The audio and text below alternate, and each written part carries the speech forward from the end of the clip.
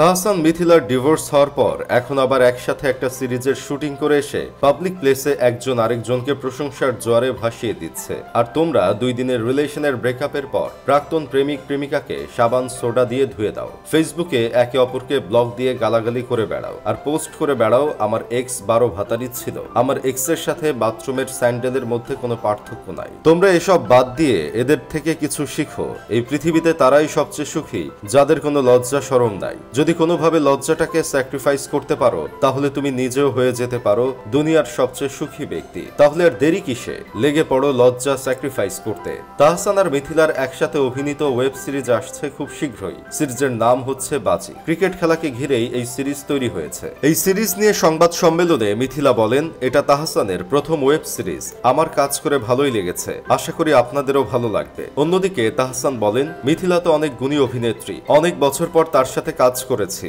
যদিও 7 এপিসোডের এক এপিসোডে আমরা একে অপরকে দেখতে পাই, তবু তার সাথে কাজ করে ভালোই লেগেছে। তিনি 2 বছর কাজ থেকে বিরত থেকেছে। এই সময় নাকি হাতে অনেক স্ক্রিপ্ট এসেছে কিন্তু কাজ করেনি। শেষ দিকে এসে এই সিরিজে কাজ করার ইচ্ছা হয়েছে। আসলে রুচির দুর্ভিক্ষ দেখা দিলে যা হয় আর কি। তবে তাহসান ভাইয়ের কথা শুনে মনে হচ্ছে তার সাথে অন্যায় হয়েছে, কেননা 7টা এপিসোডের মধ্যে মাত্র একটা এপিসোডের সিনে তারা একসাথে অভিনয় করতে পেরেছে। প্রতিটা এপিসোডে অভিনয় করতে পারলে তাদের জন্য বেশি ভালো হতো, যেহেতু এতদিন পর স্ক্রিন শেয়ার করতেছে। এই দিকটা একটু বিবেচনা করার দরকার ছিল। এসব দেখে কেউ বলতেছে, ভেবেছিলাম তাহসান ভাইয়ার ব্যক্তিত্ব অনেক হাই ক্লাস, এখন দেখি সেও যে টাকার জন্য এতটা নিচে নেমে যাবে এমনটা তো কখনো ভাবি নাই।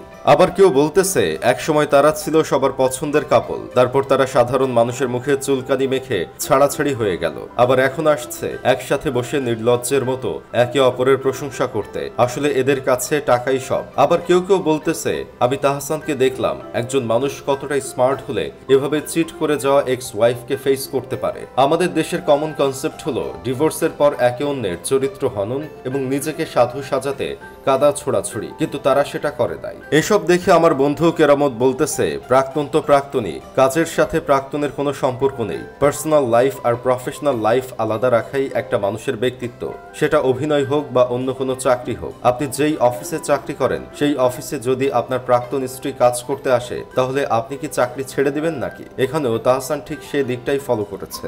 চাকরির অপশন না থাকলে ভিন্ন ব্যাপার, কিন্তু তার কাছে অনেক স্ক্রিপ্ট ছিল অভিনয় করার জন্য, তবে সে এটাই বেছে নিয়েছে কাজ করার জন্য। তবে আমার সাথে কোনো মেয়ে চিট করে চলে গেলে পরবর্তীতে তার সাথে কাজ করতে হবে, সেই কাজই করব না, কারণ আমার ব্যক্তিত্ব আছে। ভাইরে, টাকা মানুষকে কোথায় নিয়ে যায় ভেবে দেখেছেন? টাকা দিলে বন্ধু শত্রু হয়ে যায়, আবার টাকা দিলে শত্রু বন্ধু হয়ে যায়। টাকার জন্য এখন আবার প্রাক্তন স্বামী স্ত্রী মিলে গিয়ে হাসি মুখে একে অপরের প্রশংসা করছে। যাই হোক, শেষমেশ আমি গোলাম হোসেন একটা কাজের কথা কই। আশা করি তাহসান মিথিলা এখন থেকে রেগুলার নাটক করে মানুষকে বুঝিয়ে দিবে এই দুনিয়ায় ব্যক্তিত্বর চেয়ে টাকাই বড়।